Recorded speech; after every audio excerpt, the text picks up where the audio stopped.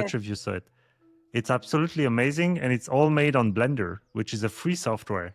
And I was like, damn, that's actually. And I have a friend also, Arne, which doing a lot of commercial, fully on Blender, Wow. almost Final Composite. This is a door. This is opening compared to full license.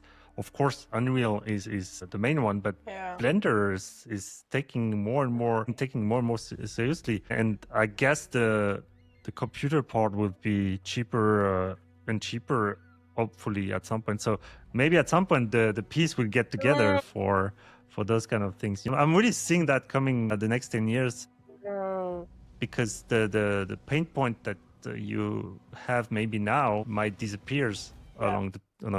Yeah, no, absolutely. I think when it comes to the alignment of technology and artistry, that gap is slow. Well, maybe let me say quickly closing.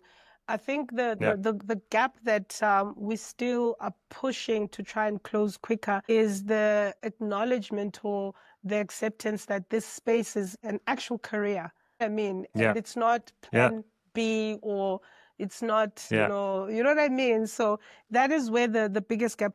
I've been invited to, about a year ago, I was invited to a women's conference. And when I walked in, it was a bunch of lawyers and accountants.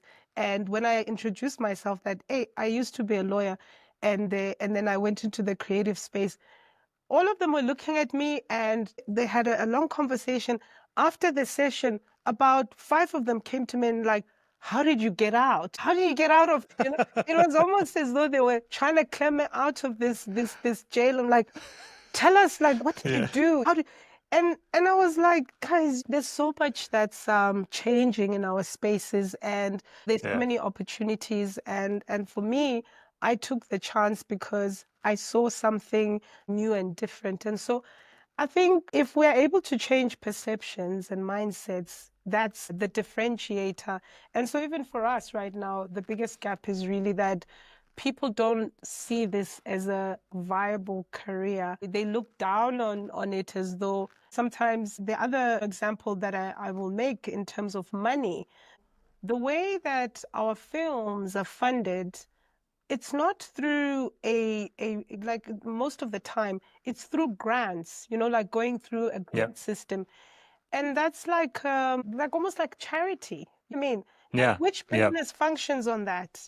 How can I, like, if I wanted to create like a flow, I need investors. I need proper backing from financial institutions. Banks here won't fund your film.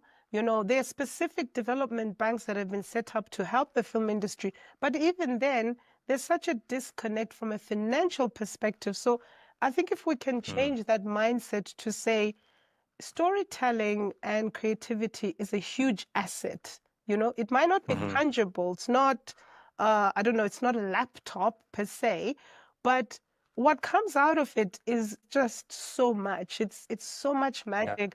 And so for me, Julian, that's the gap. That's the biggest gap that we have to bridge, because the one between technology and knowledge, I feel like in time we will be able to close it.